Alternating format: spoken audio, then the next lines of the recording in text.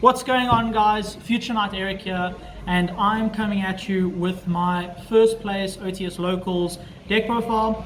Only reason I'm doing this is because it was a really big Locals, 25 players, so 5 rounds. Cannot remember my matchups, it's been a very long day, but the majority of the prize support was OTS 18, and then I actually threw in a box of Brothers of Legends to go with the prize support and a mat, and it was a crazy day, and I went 5-0. Using probably what I think is the best deck of the format. The only thing this deck is scared of really is like Flunder and back row, but even then there's good cards on the side to stop that.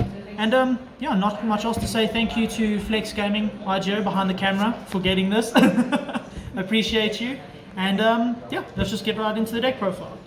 So we'll start off with main deck. As you can see, we are playing a Meatball Turbo. So we're playing the 3 SANGAN. This is pretty standard in the 3-axis version of B.A.S.E.D right now with the Ouroborea. But the cool thing about SANGAN is it doesn't only search Ouroborea, it can also search your wielder and your tracker, because they are also not effects to summon, they just summon.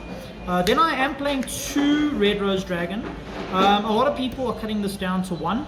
I decided to play 2 because I want 1 in deck at all times, and opening it to normal summon is not terrible because it is a tuner and it does in certain hands let you combo. And I am playing a card in the extra deck that allows like really wacky hands with just Red Rose and a level 3 extender to play. So, and it, at the very least, get to DP Dagda or Scythe. And then obviously the Basil Rose shoot, which is technically a brick. Drawing the Rux Rose, I've actually learned a couple of combos just sitting at home. But the Rux Rose by itself is combo essentially. So it's not a terrible draw, so it's not actually the biggest brick. There's one massive brick in the deck, which I'll obviously get to.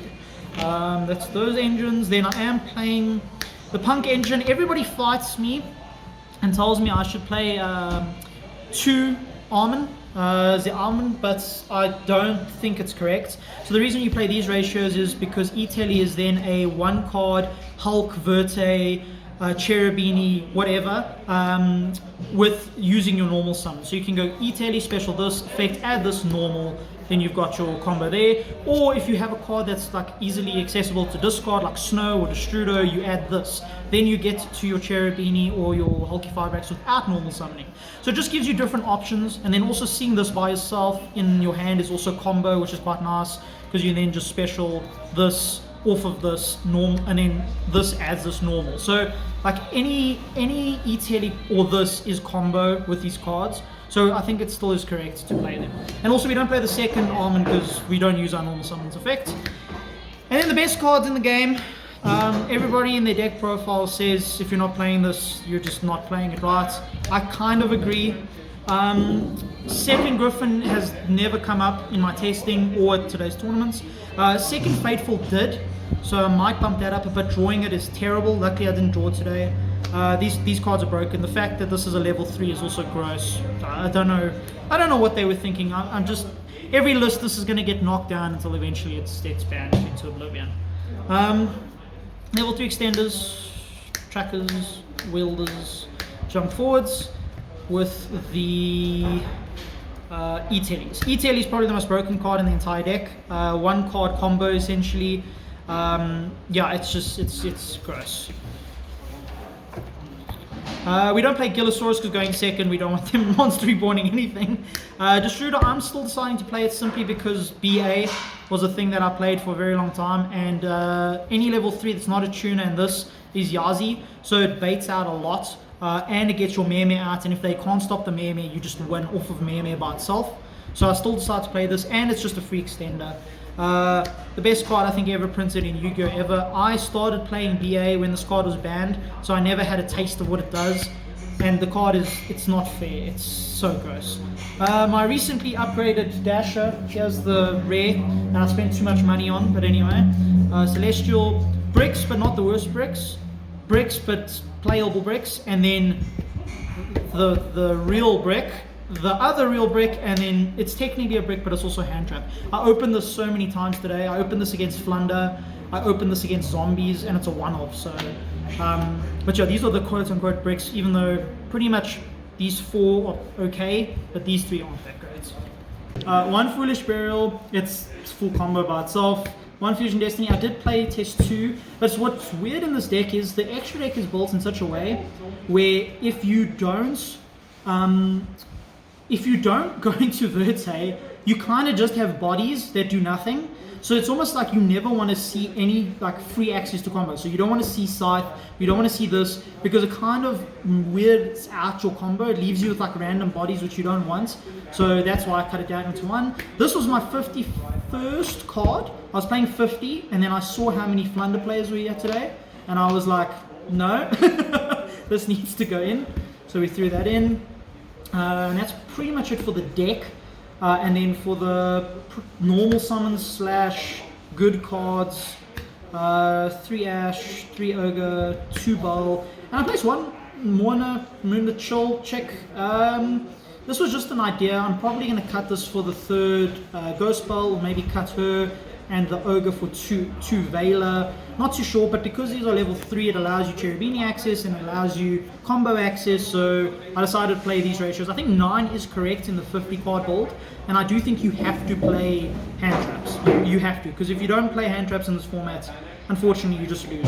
I saw 2 of these a lot today, so like I would open like Bowl and Ash, I'd open Ogre and Ash. It was cracked, and then if I don't use the hand traps, they're just normal summons that give me combos. So extra deck, we've got probably the most broken extra deck card in existence, with the other most broken extra deck card in existence, with the other so basically you see the point here.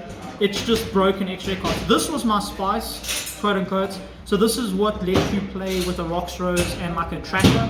You go normal Rocks Rose, special tracker, make this draw card. If it's a good card, lucky you. If it's not, you still get to special Rocks Rose adds Basil, activate Basil, special back red, link 2 into Cherubini, and then you still have full adventure combo. And the adventure cards are crazy because any one piece of adventure essentially means that you have DPE Scythe. Like that's at the very least what you get. So I decided to play this. Didn't summon it once today, but it does come up.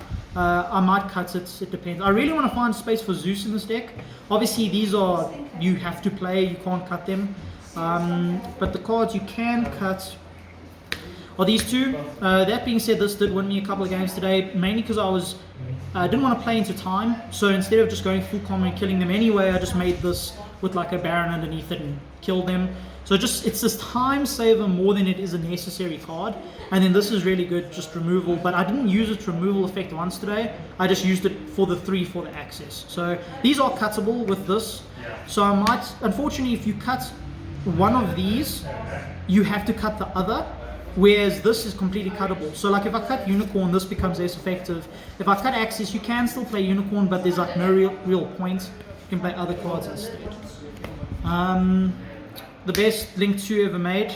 I don't understand how B.A.S.E.D, like the actual B.A.S.E deck, plays. Like, how does it play? Like, if you don't see a piece of the adventure engine, you just don't have it. Like, this is free access into that engine at the very least, or at least baits out a hand trap to let you keep going. Well, not this one, the Water Enchantress, obviously. Hulk, Dagda, please ban this card. You don't need to ban Scythe. Scythe was around long before Dagda and it was fine. This is the problem. Verte, this card needs to be banned. Almost didn't summon it once, but it's for your SANGAN, and Link Spider for the combo. And then for the very, very cool tokens, Thick Wick, Thick Snorlax, and then my Joker Batman cards. They're pretty cool. Side deck, which actually put in work the whole day today. I hate Nib, but I played it today because there's a lot of combo at our locals recently. So like Salad, VW, Drytron. So I wanted to put this in because of course by itself it does nothing. But I did see it and it did bait out a Dragoon Negate and he had no cards in hand for next turn and I could kill him. It did destroy a Pranked board. They can't really play through Nib unless they draw the adventure package. So this card actually put in a lot of work for me today and I'm very, very happy with it. Droll was for Drytron. I did play against Drytron today against my good friend Michael. I didn't see this, but that was the game that I drew the Nib. In game 2, I won game 1 going first. Game 2, I nibbed him and of course he'd negated with Dragoon and then just couldn't play. But yeah, this is in theory good against the Mirror and against Virtual and against Flunder. So I think this is definitely needed. The other 2 Lancia, I lanced a zombie player 3 times today. It was gross. I lanced a Flunder player 3 times today in 1 game. So this is a good card. This is a very good card. Pank, didn't see it. Token Collector to send off of the Riser. And then I did disrespect back row quite a bit. I played the 3 Cosmics, Harpies, Red Reboots. I should have probably played more. But my thought process was every deck is ending on 1 impactful spell or trap that you can just out with this in draw phase. And then everything else just loses to this back row wise. Yeah, and that's pretty much the deck profile. Like I said, 5-0. I'll probably post my matchups and stuff in the description or in the comments. But yeah, no giveaway attached to this one. I already gave away everything I won. But yeah, this is Future Night and Flex Gaming signing out. Cheers, guys.